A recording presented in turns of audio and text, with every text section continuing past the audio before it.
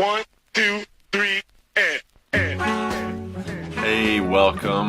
We are on the third installment of this little adventure of what I learned, where I take you through what I've learned in the stages of marriage here, and adventures of my life. So I just want to share what I've learned in the first month. It's a month in, can you believe it?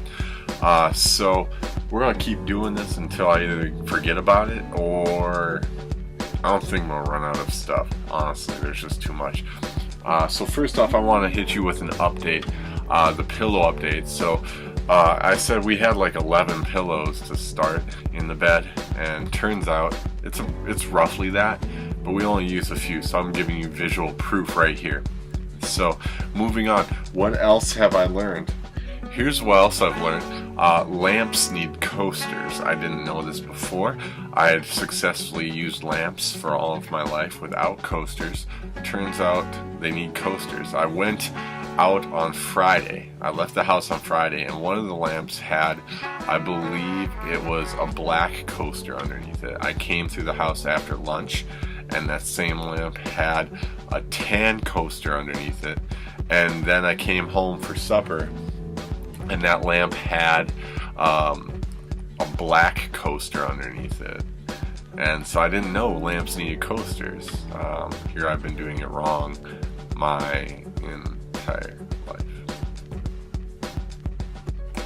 What else have I learned? I've learned that tickling is a one-way street. It's called flirting when your wife does it. It's called cute when your wife does it. It is called receive murderous threats when you do it. So if I were to tickle my wife, even by accident, often that's met with, I hate you. It's met with, I will murder you, you want to die, or slaps. So specifically the feet region.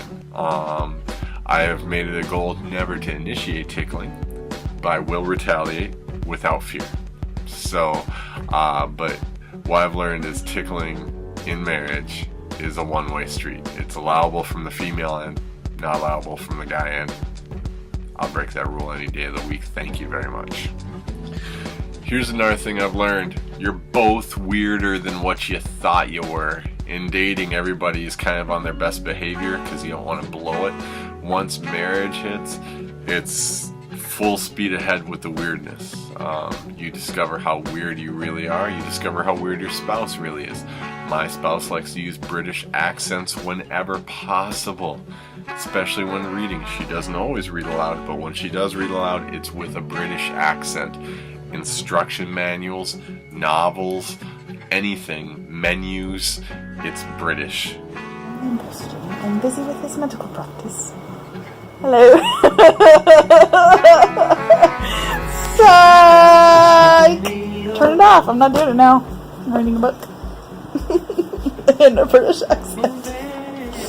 For a little while, and then it turns southern for some reason, like South London. I don't know. But you will discover that you are both weirder than what you thought you were.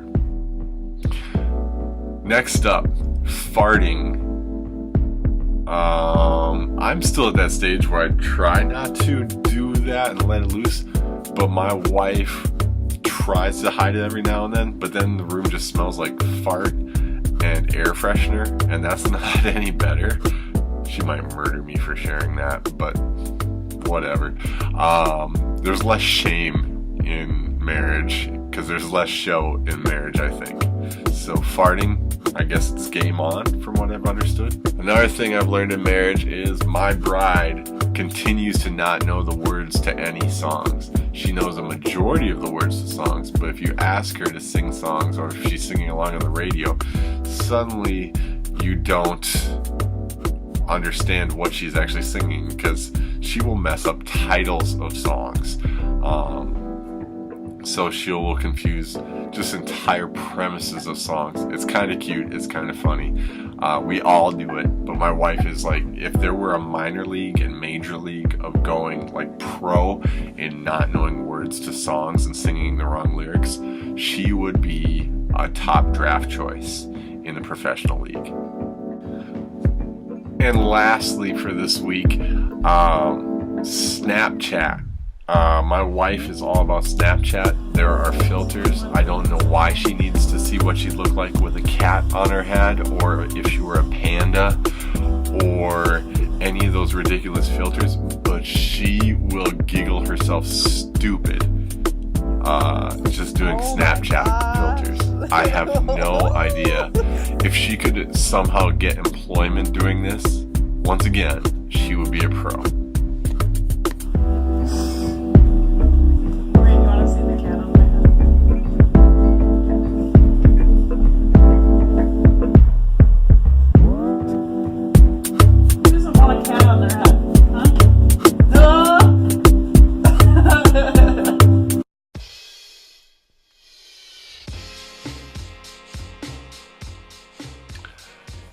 Alright, it's story time. Alright, this week's story time kind of is just unique. It's one of those things I thought about, and I didn't really know what to think about it.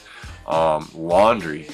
I've always done my own laundry since I've been in college, realistically. I don't, for the most part, I think. I guess I could be wrong on that, but for what I can recall, I've always done my own laundry ever since I left the house for college or anything. But Summer wants to do some of my laundry and help out with that, which is awesome, but I found myself getting weirdly self-conscious about it, because it's my stuff, and so I'm a typical Neanderthal. I will do laundry, I will dry laundry, but I stink at folding laundry and putting it away. But I knew where everything is, I just didn't put it away or fold it very well. So sometimes things get wrinkly, sometimes things sit out, and sometimes just they're in laundry baskets still. So Summer, it was driving her nuts because she couldn't tell what was clean or dirty. But I knew exactly what was clean or dirty, I just didn't put it away.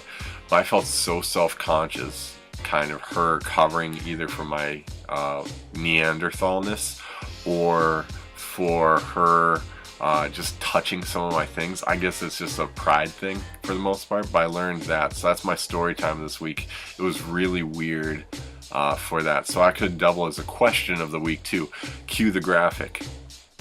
Alright, so was it weird when you started doing laundry with your spouse? That's the question of the week that we'll close on.